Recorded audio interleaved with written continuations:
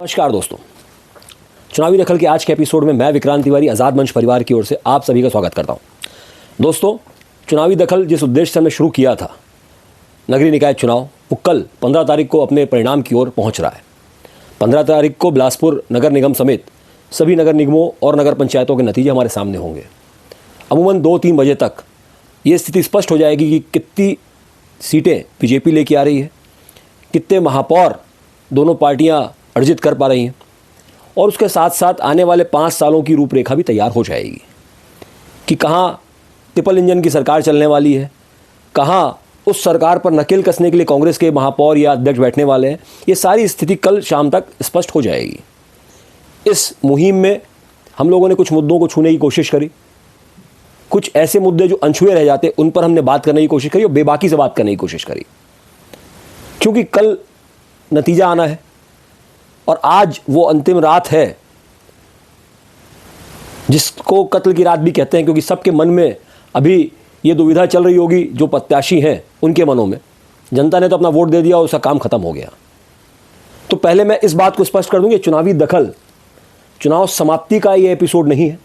यहां से चुनावी दखल खत्म होगा, लेकिन जो लोग जीत के आएंगे उनके कार्यों में दखल यहां से शुरू होगा, क्योंकि जनता ने वोट देने का जो अपना कार्य था वो तो पूर्ण कर लिया है, लेकिन अब चुनाव करने के बाद वो प्रत्याशी क्या कार्य करता है उसका चुनाव चालू हुआ है। आज से लेकर 5 साल तक लगातार उन सारे मुद्दों को जहां पे हमें लगेगा कि सरकार भटक रही है, हम उस पर बात करेंगे। जनता के मंच पे करेंगे, खुले मंच पे करेंगे, आज़ाद मंच पे करेंगे, और ज़रूरत पड़ने पर सड़क पर उतर कर भी करेंगे। खैर, ये बात तो उन 5 सालों की हो गई जो आने वाले हैं। आज जो प्रमुख मुद्दा बिलासपुर में चल रहा है, हम उसको छूना चाहते हैं। दोस्तों, आपने आज सुबह से पेपरों में, सोशल मीडिया में एक मुद्दा निष्कासन का सुना होगा, जो बड़ी तेज़ी से वायरल हो रहा है। वैसे निष्कासन का कार्य जो है वो दोनों पार्टियों में बहुत समय से चल रहा है। पहले मैं बिलासपुर के मुद्दे पर आने से पहले आपको और बाहर के नगर पंचायतों की स्थितियाँ भी बता दूँ कि ये निष्कासन दोनों ही पार्टियां बहुत समय से कर रही हैं, क्योंकि इस बार जो टिकट वितरण हुआ है वो अहम का टिकट वितरण हुआ है। जो बड़े नेता पावर में थे, उन्होंने अपने अहम को शांत करने के लिए वहाँ के स्थानीय नेताओं को छोड़कर अपने लोगों को टिकट बांटी। और जब चुनाव के पूर्व आरक्षण होता है, ये प्रक्रिया चुनाव आने के 15 दिन 20 दिन पहले होती है, तब तक वहाँ के जो नेता होते हैं वो अपना तन मन धन लगाकर, पूरा समय राजनीति को देकर अपनी पार्टी का झंडा उठा काम करते रहते हैं। पर आरक्षण होने के बाद और टिकट वितरण के पहले जो बड़े नेता होते हैं वो उन नेताओं को नहीं ढूंढते जो वहाँ उस क्षेत्र में कार्य कर रहे हैं, उन नेताओं को नहीं ढूंढते जिनका जनाधार है, वो उन नेताओं को ढूंढते हैं जो उनको उनके पहुँचने पर पाँव छूकर हार पहनाए। और यही कारण है कि आस पास के सारे क्षेत्रों में हमने देखा कि दोनों ही दलों में, पहले ये चीज़ बीजेपी में नहीं होती थी, लेकिन चूंकि बीजेपी में भी अभी जो पावर है वो डिवाइड हो चुका है और वहाँ पर भी व्यक्तिगत लड़ाइयाँ चालू हो चुकी हैं, इसलिए इस बार बीजेपी में भी बहुत सारे निर्दलियों ने चुनाव में हिस्सा लिया, और उनका हिस्सा लेना जायज़ भी था, क्योंकि ये देखा गया कि जो वाकई में जनाधार वाले नेता थे उनको साइड लाइन करके सिर्फ नेताओं का अहम पूरा करने के लिए टिकट का वितरण हुआ। कांग्रेस में तो ये हमेशा की बात है, लेकिन बीजेपी में इस बार ये देखने को मिला। तो दोस्तों, बीजेपी में भी निष्कासन दर्जनों में हो रहे थे, पर उसकी चर्चा नहीं हुई। लेकिन आज जो चर्चा हो रही है, कल जो एक निष्कासन 2 जिला अध्यक्षों ने बिलासपुर के ग्रामीण और शहर ने की है, हम उस पर थोड़ी सी बात करना चाहते हैं। मैं आपको थोड़ा और पीछे लेके चलना चाहूँगा। कब? जब बिलासपुर में चुनाव हुआ महापौर का, और आज जो लोग अध्यक्ष हैं उनके द्वारा, कांग्रेस अध्यक्षों की बात कर रहा हूँ मैं, कांग्रेस के प्रत्याशियों को हराने के लिए कई नारे निकाले गए। एक बहुत ही सम्माननीय स्वर्गीय नेता हुए हमारे बिलासपुर के, जो वाकई में अपनी पार्टी को, अपने दल को और आम जनता के लिए पूर्ण रूप से समर्पित थे। जब उन्हें टिकट मिला तो इनमें से ही एक नेता ने एक नारा दिया, गाय हमारी माता है, डैश काट के खाता है, और उसे चुनाव हरवा दिया। उसके बाद फिर कई चुनाव आए, वाणीराव जी का चुनाव, जब मेयर का चुनाव हुआ, मैं उसमें एक बहुत बड़ा हिस्सा रहा उस चुनाव के प्रचार में। मैंने देखा उस समय भी ये अध्यक्ष की टोली थी, इनमें से एक तो थे ही, पर पूरी कार्यकारिणी वाणीराव के विपक्ष में काम कर रही थी। उनके साथ सिर्फ एक व्यक्ति जो समर्पित, चाहे कोई भी आ जाए उसके साथ रहेंगे, आदरणीय जफर अली जी। वो उनके कार्यालय में भी जाते थे, उनका कार्य भी संचालन करते थे, लेकिन उनके अलावा कोई भी कांग्रेस का कार्यकारिणी का व्यक्ति वहां पे नहीं था। वाणीराव जी ने अकेले चुनाव लड़ा। वाणीराव जी ने भी अपने विधानसभा चुनाव के बाद एक लिस्ट दी कि इन लोगों ने मेरे चुनाव में मेरे विरुद्ध और पार्टी के विरुद्ध कार्य किया, कोई कार्रवाई नहीं हुई। यह चीज हर विधायक अमूमन देता आया जो चुनाव लड़ रहा था, कोई कार्रवाई नहीं हुई। पिछले चुनाव में भी रामशरण यादव जी ने निश्चित रूप से पिछले चुनाव में, जब वो मेयर का चुनाव लड़ रहे थे, पिछले बार तो पार्षद से बने, उस समय भी उन्होंने ऐसी ही लिस्ट दी, कोई कार्रवाई नहीं हुई। मैं बड़े नामों की बात कर रहा हूं, लेकिन इस बार कार्रवाई हुई। और कार्रवाई भी किस पे? अपने अधिकार क्षेत्रों के बाहर जाकर। अधिकार क्षेत्रों के बाहर जाकर अर्थात मैं दो लोगों का नाम विशेष रूप से लेना चाहता हूं जिनके लिए मैं ये वीडियो बना रहा। पहला, प्रदेश प्रवक्ता आदरणीय अभय नारायण राय जी। अभय नारायण राय वो नाम है जो जन आंदोलनों से जनता के बीच बिलासपुर में दिखा। ठीक है, उनका झुकाव एक गुट की तरफ होगा, लेकिन वो व्यक्ति बिलासपुर की राजनीति में, चाहे वो कांग्रेस की बात हो, चाहे वो तिवारी कांग्रेस बनने की बात हो, चाहे वो एनसीपी का समय हो, फिर चाहे कांग्रेस का समय हो, लेकिन एक व्यक्ति जो लगातार कांग्रेस के साथ खड़ा रहा या जन आंदोलन में अपनी भागीदारी हर बार जिसने निभाई, चाहे वो रेलवे का आंदोलन हो, चाहे वो बहुत सारे आंदोलन है, वो व्यक्ति आज 6 साल के निष्कासित हो गया। क्यों? और आप सोचिए, एक जिला अध्यक्ष जिसकी जिला अध्यक्ष की परिधि है, उसका एक प्रोटोकॉल है, वो किसको निकाल रहा है?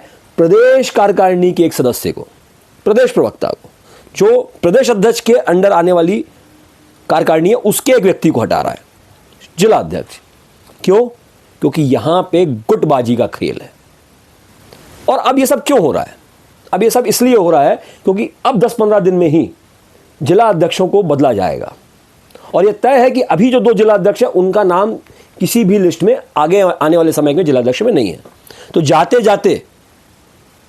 जाते जो गुटबाजी वाला खेल है, दांव है, वो चला जा रहा है। दूसरी ओर ग्रामीण जिला अध्यक्ष जो हमारे जिन्होंने निकाला, उनका मैं आपको बात करना चाहूंगा। क्या कोटा विधानसभा में उनके लोगों ने कोटा के प्रत्याशी अटल श्रीवास्तव जी का गड्ढा नहीं किया? पता करिए। अटल श्रीवास्तव जी ने भी कहीं ना कहीं शिकायत की है, क्योंकि ये पेपर में आया था कि उस समय के जिला अध्यक्ष के लोग कांग्रेस का कार्य नहीं कर रहे हैं या कांग्रेस के विरोध में कार्य कर रहे हैं। कोई कार्रवाई हुई? नहीं हुई। आज पार्षद चुनाव में एक चिट्ठी जाते ही कार्रवाइयों का दौर चालू हो गया। और दूसरा व्यक्ति जिसकी मैं बात करना चाह रहा हूं, लल्ला सोनी जी, वो व्यक्ति जो एक आम कार्यकर्ता है, और मैं इसलिए उनके लिए बोल रहा हूं, शायद ही आप में से बहुत से लोग उनको नहीं जानते हो, बहुत कम लोग उनको जानते होंगे, मैं जानता हूं, लेकिन वो आम कार्यकर्ता है। आम कार्यकर्ता मतलब जो जब भी मोबाइल खोलता है तो अपनी पार्टी के लोगों से लड़ता है, जो जब भी घर से बाहर निकलता है तो पान ठेला हो, चाहे चौक हो, चाहे चौराहा हो, अपनी पार्टी के लिए, चाहे वो गलत हो चाहे वो सही हो, अपनी पार्टी का झंडा उठा के उसके लड़ाई लड़ता है, लोगों से दुश्मनी तक ले लेता है। आज उसके नाम के आगे 6 साल का निष्कासन लिखा गया। क्यों? क्योंकि उसने शहर अध्यक्ष और जिला अध्यक्ष की पसंद के व्यक्ति का साथ नहीं दिया। तो मैं आपसे पूछना चाहता हूं कि क्या दोनों दल, चाहे वो कांग्रेस हो चाहे वो भाजपा हो, वहां के जो बड़े नेता हैं वो भगवान है कि उन्होंने जो कह दिया वही सर्वमान्य है? कांग्रेस पार्टी में बी फॉर्म रायपुर से आने के बाद बिलासपुर में बदला गया, इस बार भी, 2009 में भी। वो 12 नाम जो इस बार बदले गए, पहले भी बदले गए थे। ये काम होता है।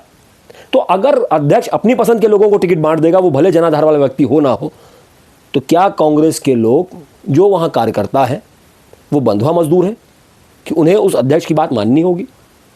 और अगर ये निष्कासन सही है तो उन सारी लिस्टों को, सारी कंप्लेंट्स को, सारे जितने भी आवेदन आए हैं आज तक, उन पर भी विचार होना चाहिए था, जिसमें मेरे ख्याल से इन दोनों अध्यक्षों का भी नाम निश्चित रूप से होगा। लेकिन यहां गुटबाजी की बात है। और मैं एक और चीज बोलता चलूं साथ में, यह निष्कासन सिर्फ 15 दिन का है। क्यों? 15 दिन बाद ये दोनों अध्यक्ष दरकिनार कर दिए जाएंगे और जो नया अध्यक्ष बनेगा वो इस गुटबाजी, क्योंकि अब अगले गुट की बात आएगी, वो इन गुटबाजी वाले जो निर्णय हुए इसको हटा देगा। इसलिए मैं आप सबके माध्यम से ये बताना चाहता हूं कि आज जो दिन भर निष्कासन, हमारी जो महिला अध्यक्ष रही हैं कांग्रेस पार्टी में बिलासपुर की, उनके द्वारा जो कहा गया कि मैं मानहानि का दावा करूंगी, वो चाहे प्रदेश प्रवक्ता अभय नारायण राय के द्वारा जो कहा गया कि वो जिला अध्यक्ष के प्रोटोकॉल से बाहर है कि वो उनको निकाला जाए, ये सारी चीज़ें सिर्फ जिला अध्यक्षों के जाने का एक अलार्म है। जिला अध्यक्ष जाने वाले हैं, उन्होंने पार्टी को पूरी तरीके से ख़त्म कर दिया इस चुनाव में। कल आपको नतीजे भी सामने दिख जाएंगे। अब दूसरा मुद्दा जो चुनाव के बाद चालू होगा कि कौन बनेगा जिला अध्यक्ष कांग्रेस पार्टी का, क्योंकि बीजेपी ने तो अपने निर्णय ले लिए हैं जिला अध्यक्षों के। अब आएगी बात कांग्रेस के, उस पर हम आगे चर्चा करेंगे। अब हम आते हैं नतीजों पर। कल नतीजे आने वाले हैं दोस्तों। मैं फिर बोलना चाहूँगा आप सबके माध्यम से, हो सकता है बीजेपी जीते, हो सकता है कांग्रेस जीते, आपसी संबंध इसमें ना बिगाड़ें, क्योंकि ऊपर लेवल पे सारे नेता एक होते हैं। आप देखेंगे कोई भी नेता दूसरे नेता की बुराई नहीं करता, ना उसके खिलाफ कोई मुद्दा उठाता है, क्योंकि उनमें साठ गांठ होती है, सबको एक दूसरे से काम पड़ता है। कांग्रेस सरकार थी तो बीजेपी वालों को काम हो रहा था, बीजेपी की सरकार आ गई तो कांग्रेस वालों को काम होगा। तो आप इसको व्यक्तिगत ना लें, जो भी जीते उसको बधाई दें। पर मेरा मानना यह है कि कल जिस बात पर हमने अपनी वीडियो ख़त्म करी थी, कोई भय निप हमें क्या हानि, हम जनता हैं, सिर्फ अपनी आवाज़ उठाइए, आपको जो चीज़ गलत दिख रही है उसके खिलाफ बोलिए। आपका बिलासपुर है, इन 5 साल के आए हुए नेताओं का बिलासपुर नहीं है। इन 5 सालों के आए हुए प्रत्याशियों का बिलासपुर नहीं है, ना ही इन दलों का है। बिलासपुर के विकास के लिए दल बने हैं और हम और आप, ये हमारी जवाबदारी है कि हम सिर्फ पेपर में पढ़कर इनकी बुराई ना करें। अगर कुछ गलत दिख रहा है तो उसको सामने लाएं, किसी भी माध्यम से ला सकते हैं। अगर आप 5 लोगों को इस बात को का विरोध करेंगे तो वो भी आपकी तरफ से अपनी जिम्मेदारी का निर्वहन होगा। तो कल जिसकी भी सरकार बने, जो भी महापौर जिस भी दल का बने, एक चीज़ स्पष्ट रखिएगा कि अगर वो व्यक्ति अपने कर्तव्य से पीछे हटता है या कुछ ऐसे निर्णय लेता है जो बिलासपुर के हित में नहीं है, तो हम और आप उसका विरोध खुले मंच पे करेंगे, आज़ाद मंच पे करेंगे। इन्हीं बातों के साथ मैं पुनः अपनी वाणी को विराम देता हूं। कल नतीजों तक के लिए जय हिंद, जय भारत, जय छत्तीसगढ़, जय बिलासपुर।